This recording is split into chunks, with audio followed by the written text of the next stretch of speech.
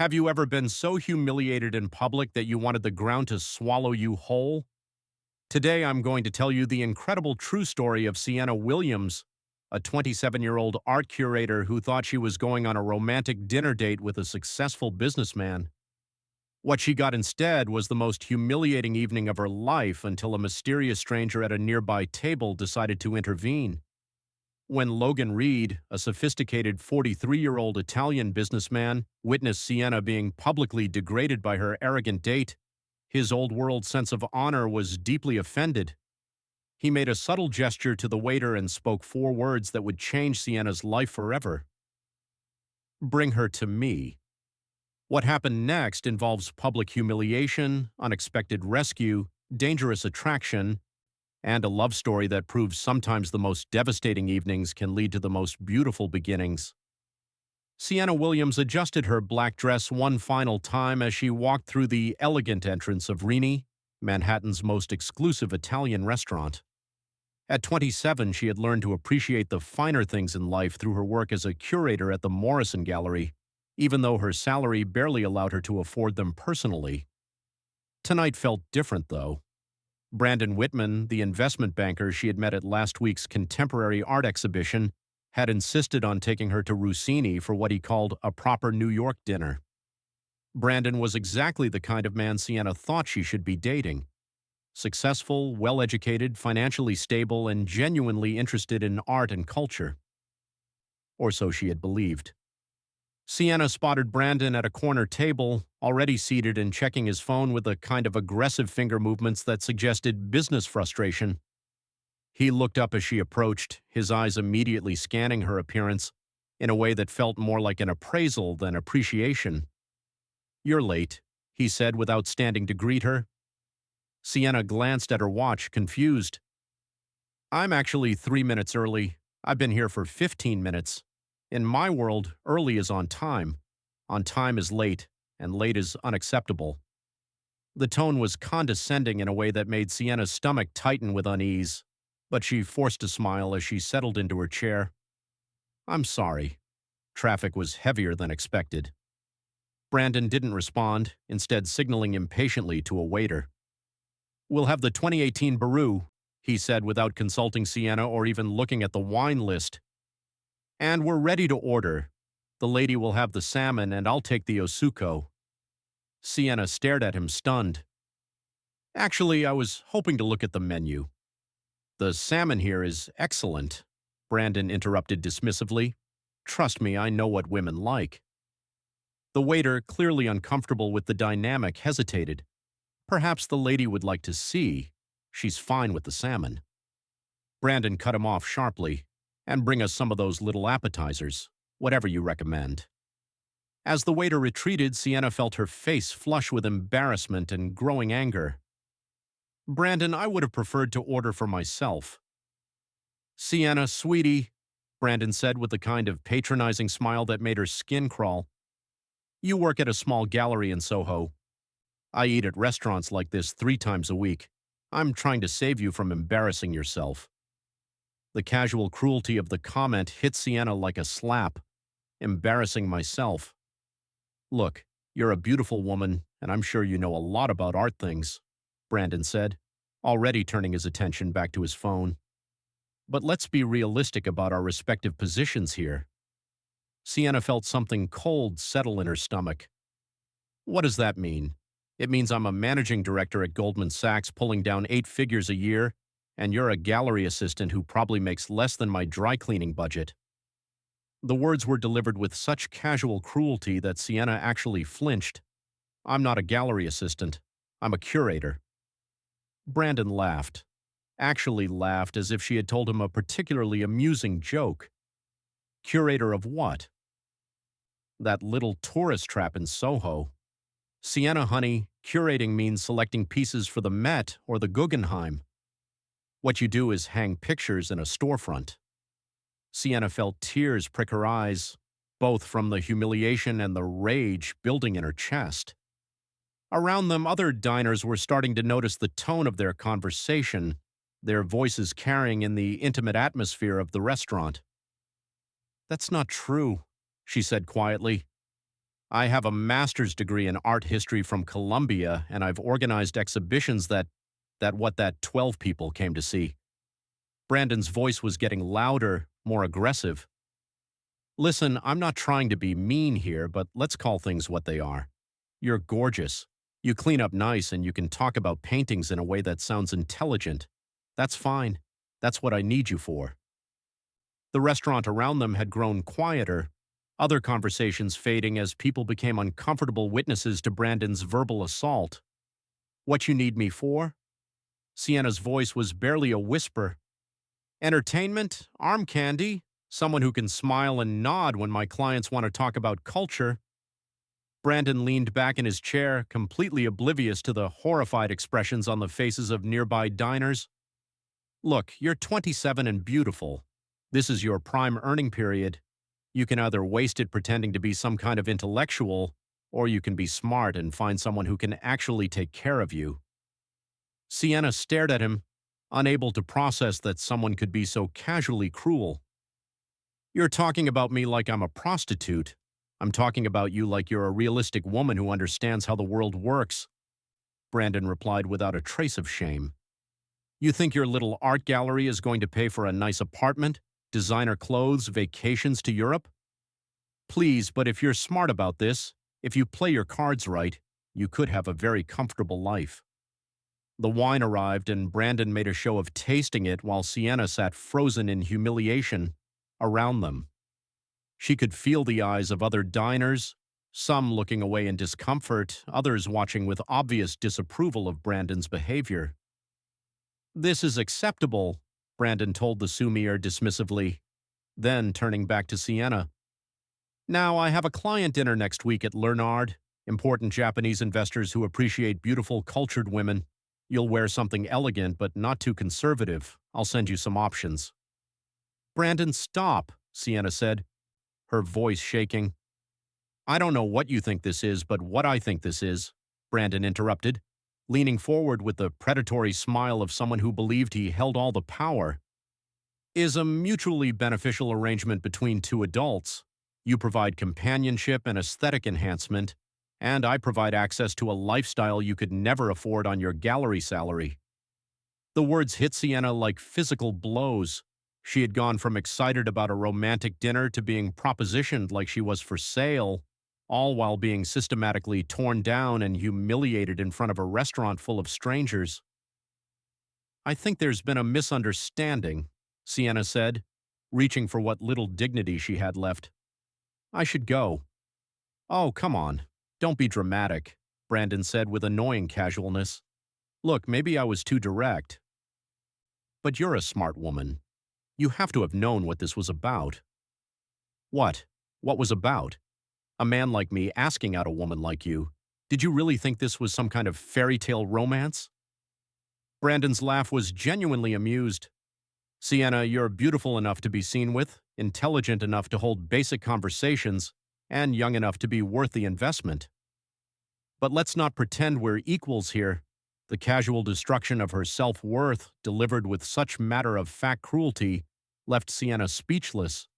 She could feel tears threatening, could feel the stares of other diners burning into her, could feel her entire sense of self-worth crumbling under Brandon's assault. That's when she became aware that someone at a nearby table had been watching the entire exchange with growing fury.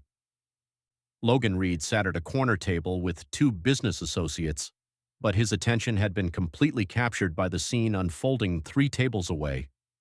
At 43, Logan had seen many things in his life that offended his sense of honor and decency, but watching a beautiful, intelligent woman being systematically degraded by a man who clearly saw her as a commodity had ignited a rage that he was struggling to contain. Logan had been raised by his Italian grandfather, a man who had instilled in him absolute rules about how women should be treated. You protected them.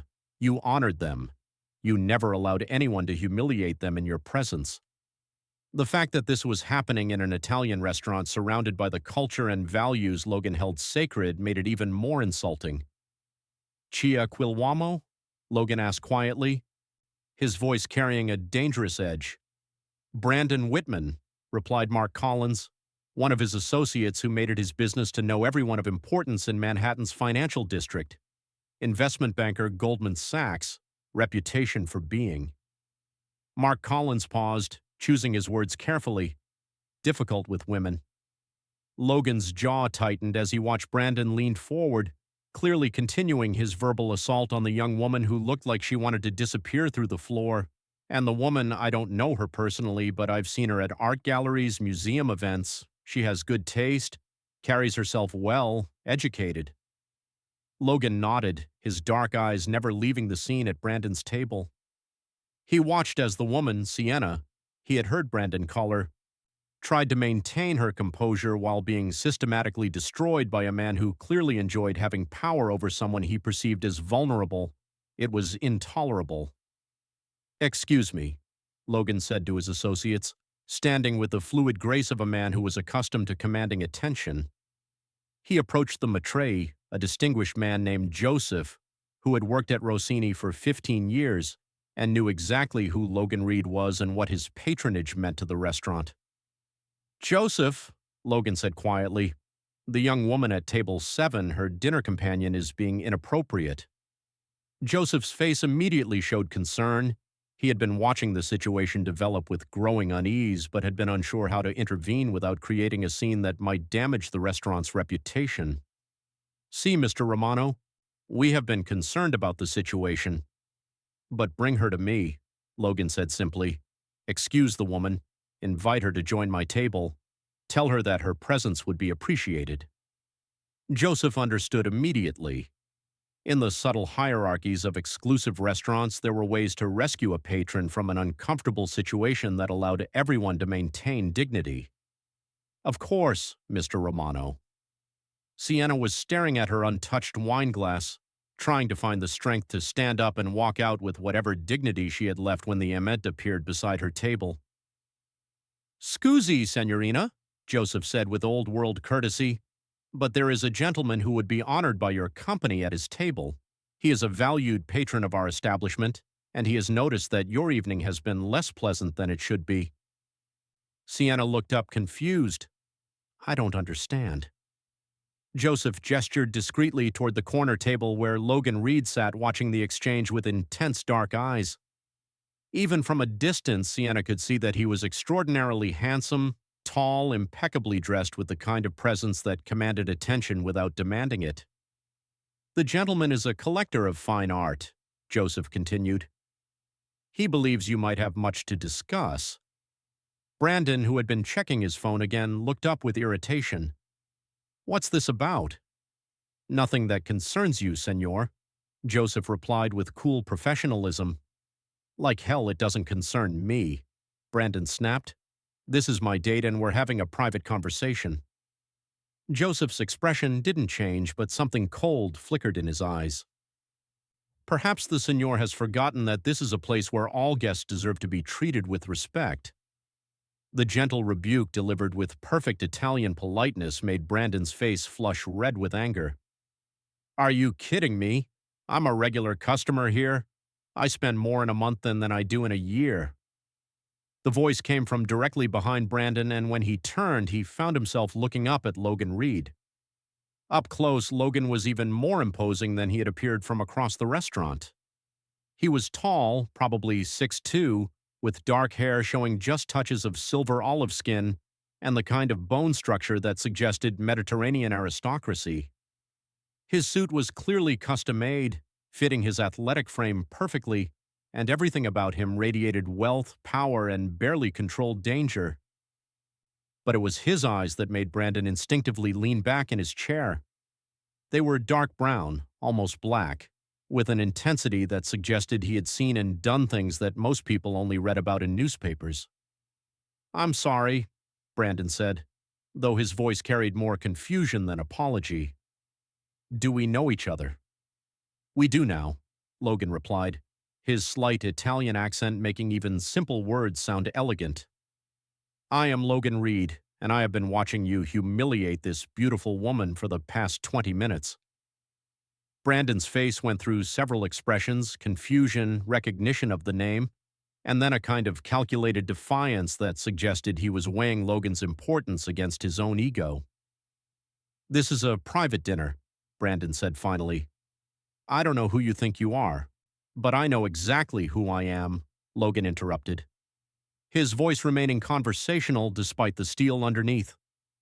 "The question is whether you know who you are, because from where I sit, you appear to be a small man who gets pleasure from making beautiful women feel worthless." The insult was delivered with such casual elegance that it took Brandon a moment to process it. When he did, his face flushed with anger. "Now look here." "No, you look here," Logan said, and suddenly his voice carried an authority that made everyone at nearby tables go quiet. "This is an Italian establishment that operates according to Italian principles of respect and honor.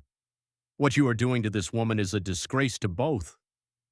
Sienna stared up at Logan, transfixed not just by his defense of her, but by the way he carried himself with the absolute confidence of someone who had never doubted his right to intervene in situations that offended his sense of justice. "Sienna," Logan said, turning to her with a smile that transformed his entire face from intimidating to warmly inviting. "Would you honor me by joining me for dinner? I promise you will be treated with the respect you deserve." The way he said her name with perfect pronunciation and genuine warmth made something flutter in Sienna's chest. She looked at Brandon, who was clearly struggling between outrage and some kind of recognition that he might be dealing with someone more powerful than himself. "She's with me," Brandon said, but his voice lacked the aggressive confidence he had been showing all evening. "She was with you," Logan corrected. "Now she's being invited to join someone who understands how a woman should be treated." Sienna felt something shift inside her, a combination of gratitude, attraction, and the sudden realization that she didn't have to sit here and accept Brandon's abuse. She stood up, her legs slightly unsteady, but her voice clear. "Thank you," she said to Logan. "I would be honored to join you." Brandon's face went through several shades of red as he realized what was happening. "Sienna, sit down. Don't make a scene." "The only person making a scene here is you," Logan said calmly. "And now you're going to pay for the wine you ordered, leave this establishment, and never again set foot in any restaurant that I frequent." "You can't tell me where I can and can't eat," Brandon sputtered. But there was something in his voice that suggested he wasn't entirely sure that was true. Logan smiled, but it wasn't a pleasant expression. "Would you like to test that theory?" Something in Logan's tone, quiet, confident, and carrying the weight of unspoken consequences, made Brandon's protest die in his throat. He looked around the restaurant, suddenly aware that every other diner was watching the exchange with obvious approval for Logan and clear distaste for his own behavior. "This is ridiculous," Brandon muttered, throwing some bills on the table. "Keep her. You deserve each other." As Brandon stormed out of the restaurant, Sienna became aware that her hands were shaking with a combination of relief and residual humiliation. Logan noticed immediately. "Joseph," he said quietly, "please ensure that the lady's meal is canceled and credited appropriately. We will be dining at my table." As they walked across the restaurant to Logan's corner table, Sienna could feel every eye in the place following them. But instead of the pitying stares she had endured during Brandon's assault, these looks seemed to carry approval and admiration. Logan's table was clearly the best in the restaurant, positioned to offer both privacy and excellent views of the room, set with crystal and silver that caught the light from the chandelier overhead. His two associates stood as they approached, both men nodding respectfully to Sienna before discreetly moving to another table to give Logan and Sienna privacy. "Please," Logan said, pulling out her chair with old-fashioned courtesy, "make yourself comfortable." As Sienna settled into her seat, she became aware of several things simultaneously. Logan smelled incredible, something expensive and masculine that made her want to lean closer. The way he moved suggested both strength and control, and when he looked at her, she felt like she was the only person in the room. "I don't know how to thank you," Sienna said once they were seated. "What you did back there. What I did was what any decent man should do when he sees a woman being treated with disrespect," Logan replied, pouring her a glass of wine from a bottle that was clearly much more expensive than what Brandon had ordered. The question is how a beautiful, intelligent woman ends up having dinner with someone like that in the first place. Sienna felt heat rise in her cheeks. I met him at an art exhibition last week. He seemed different then, interested in culture, respectful, successful. I thought I was meeting someone who shared my interests, and instead you discovered that he saw you as a commodity to be purchased. The way Logan said it with genuine anger on her behalf made Sienna feel validated in a way she desperately needed. I feel so stupid, she said quietly. I should have seen what he was really like. No, Logan said firmly, leaning forward slightly. Men like that are skilled at presenting themselves as something they're not. They prey on women who are too kind, too trusting, too willing to see the best in people. There is no shame in falling victim to a predator, Sienna. The shame belongs entirely to him. The way he said her name with that slight Italian inflection sent warmth spreading through her chest, but more than his accent, it was the respect in his voice. The way he spoke to her like she was someone worth defending, worth protecting, worth honoring. Tell me about yourself, Logan continued, settling back in his chair with the relaxed attention of someone who genuinely wanted to know everything about her. Joseph mentioned that you work in the art world. I'm a curator at the Morrison Gallery in Soho, Sienna said, then immediately felt self-conscious about how modest that sounded compared to Brandon's dismissive description. Morrison Gallery, Logan repeated thoughtfully. Contemporary American artists, correct? You had an exhibition last month featuring urban landscape painters. Sienna stared at him in surprise. You know our gallery? I know good art when I see it, and I know that Morrison Gallery has one of the best eyes for emerging talent in the city. Logan smiled, and the expression transformed his face from intimidating to devastatingly attractive, which tells me that their curator has exceptional taste and expertise. The validation hit Sienna like a warm wave. After spending an hour being told that her work was meaningless, hearing genuine respect and knowledge from someone who clearly understood the art world made her feel like she could breathe again. You're a collector? She asked. Among other things, my family has been acquiring art for generations, and I've continued the tradition. I'm particularly interested in Italian Renaissance pieces, but I appreciate quality in all periods. As if summoned by some invisible signal, Joseph appeared with menus and the kind of differential attention that suggested Logan was an extremely important customer. What would you recommend tonight? Logan asked, including Sienna in the question in a way that made it clear her preferences mattered. The chef has prepared a special menu this evening, Joseph replied. Perhaps you would allow us to surprise you. Logan looked at Sienna. Does that appeal to you? Joseph has excellent taste, and the kitchen here is extraordinary. The contrast with Brandon's behavior couldn't have been more stark. Where Brandon had ordered for her without consultation, Logan was asking her opinion and making it clear that her preferences would guide their meal. That sounds wonderful, Sienna said. As Joseph departed, Logan poured more wine and settled back in his chair with the kind of relaxed attention that made Sienna feel like she was the most fascinating person he had ever met. So, tell me about your work, he said. What drew you to art curation? Sienna found herself opening up in a way she rarely did with people she had just met. There was something about Logan's focused attention, the way he listened not just to her words but to the passion behind them that made her feel safe sharing her dreams and ambitions. I've always been drawn to the way art can tell stories that words can't capture, she explained. A good exhibition doesn't just display beautiful objects. It creates a narrative that helps people see the world differently. And what story are you trying to tell with your current exhibition? The fact that he assumed she had a current exhibition, that he took her work seriously enough to imagine her actively creating rather than just maintaining, sent warmth flooding through Sienna's chest. We're featuring 5 emerging artists who are using traditional techniques to explore contemporary themes of identity and belonging. The idea is to show how classical training can be used to express very modern experiences. Logan's eyes lit up with genuine interest. That sounds fascinating. The tension between traditional technique and contemporary subject matter can create powerful resonance. The conversation was unlike anything Sienna had experienced with Brandon or really with most men she had dated. Logan didn't just listen politely while waiting for his turn to talk. He engaged with her ideas, asked thoughtful questions, and demonstrated a level of knowledge about art history and theory that matched her own graduate-level education. Their food began arriving, a parade of small plates that showcased the kitchen skill and Joseph's understanding of their tastes. Everything was perfectly prepared and beautifully presented, but Sienna barely noticed because she was so caught up in the conversation. "You mentioned that your family collects art," she said as they shared what might have been the best risotto she had ever tasted. "Do you have pieces that the public can see?"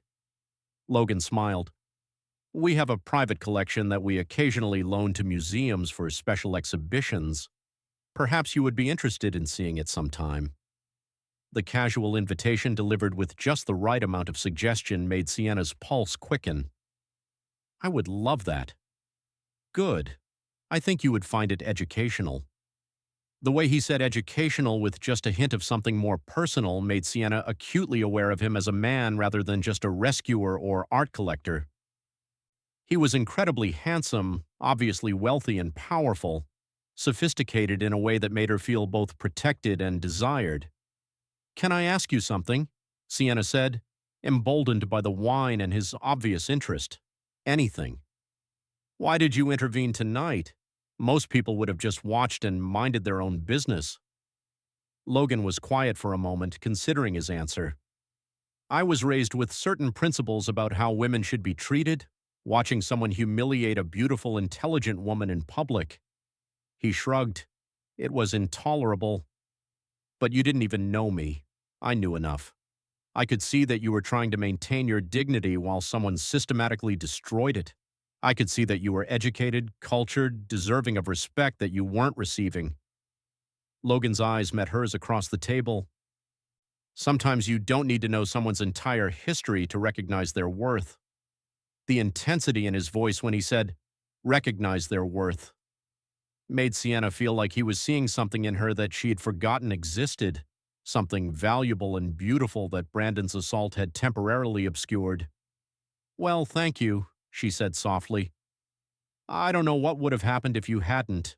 You would have found your strength and left on your own," Logan said with certainty. "You were already preparing to do exactly that when I intervened. I simply accelerated the process."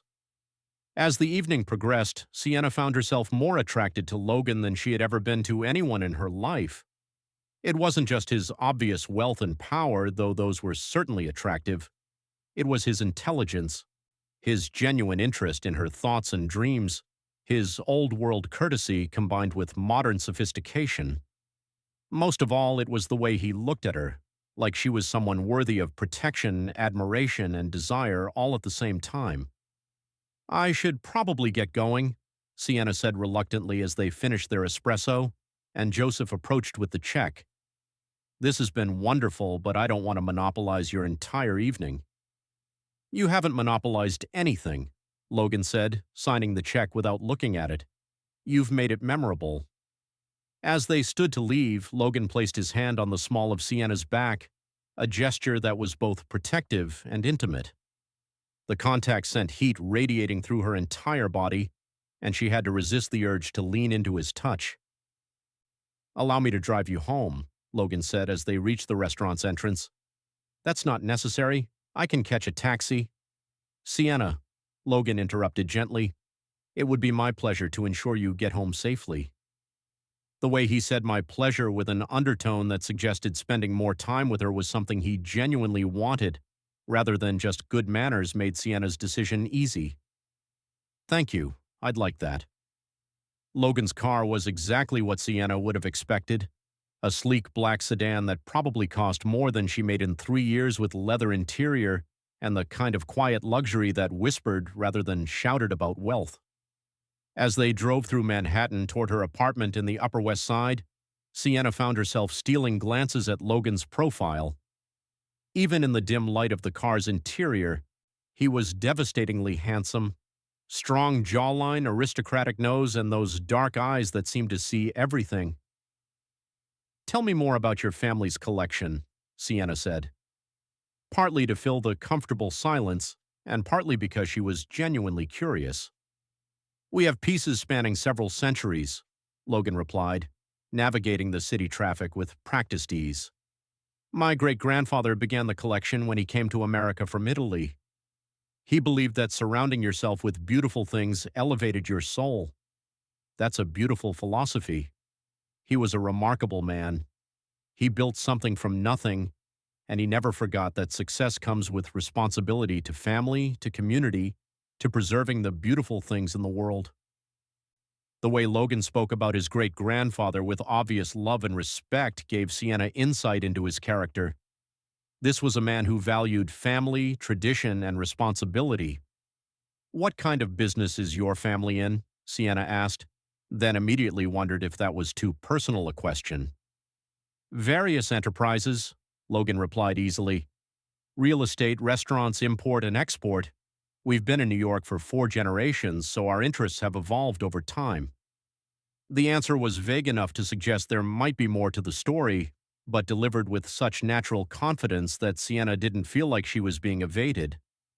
When they arrived at her building, a modest but well-maintained brownstone that housed 6 apartments, Logan got out of the car to walk her to the door, another display of old-fashioned courtesy that made Sienna's heart flutter. "Thank you," she said as they stood in front of the building's entrance, "for dinner, for rescuing me, for treating me like a human being worth respecting." "Thank you for allowing me the pleasure of your company," Logan replied, moving closer. "This evening has been far more enjoyable than I anticipated when I arrived at Rini tonight." They were standing very close now, close enough that Sienna could smell his cologne, could see the gold flecks in his dark eyes, could feel the warmth radiating from his body. The attraction that had been building all evening was suddenly electric, charged with possibility and desire. "Sienna?" Logan said softly, reaching up to brush a strand of hair away from her face. His touch was gentle but sent electricity shooting through her entire nervous system. When his thumb traced along her cheekbones, Sienna couldn't suppress a small gasp of response. "You are extraordinary," he whispered. His accent making the words sound like poetry, Sienna felt herself leaning into his touch, drawn by an attraction that was stronger than anything she had ever experienced. She should be cautious, should maintain distance with a man she barely knew, should not be falling for someone whose world she didn't understand. But when Logan cupped her face in both hands and looked at her like she was the most precious thing he had ever seen, caution seemed completely irrelevant. "I would very much like to see you again," Logan said, his voice rough with desire. "I would like that too," Sienna whispered. For a moment that stretched into eternity, they stood there looking at each other, balanced on the edge of something that would change everything. Sienna could feel herself trembling with want and nervousness, could see her own desire reflected in Logan's eyes. Then Logan leaned down and pressed the softest, most tender kiss to her forehead. A gesture that was somehow more intimate than anything more passionate would have been, "Panote bella Sienna," he whispered against her skin. "Sleep well." After he left, Sienna stood in her apartment, still feeling the warmth of his hands on her face, still tasting the possibility of what might develop between them. She had gone out that evening expecting a pleasant dinner and had instead experienced the most humiliating evening of her life, followed by the most romantic rescue she could have imagined. 6 months later, beneath skylights that washed a new art space in gold, Sienna stood before a wall. Text that bore her name as lead curator. Visitors drifted through quietly, arrested by the dialogue she'd staged between old-world technique and modern identity. The show had already been extended twice. She felt a presence at her shoulder and didn't need to turn to know it was Logan. "You built this," he murmured, not as flattery but as a fact. She smiled because what he offered had never been rescue alone. It was room to breathe, to work, to be seen without being managed. In another life, Brandon's voice might have kept echoing in her head. Now it was just background noise, replaced by the steadier music of her own choices. Mark stopped by with a quick update about the evening program. Joseph passed, 2 espresso cups balanced like small sculptures, and tipped an invisible hat as he moved on. Later, when the lights dimmed for a salon talk and the city hummed beyond the glass, Sienna threaded her fingers through Logan's. "You didn't save me that night," she said, eyes on the audience gathering, students, neighbors, collectors, people who'd never felt welcome in rooms like this until now. "You reminded me I was worth saving myself." Logan's answering look held warmth and a quiet pride. "Then let's keep making places where people can recognize that in themselves." Outside, sirens faded into laughter, and inside, under the soft rise of voices, Sienna felt the strange, ordinary miracle of a life turned gently in a better direction.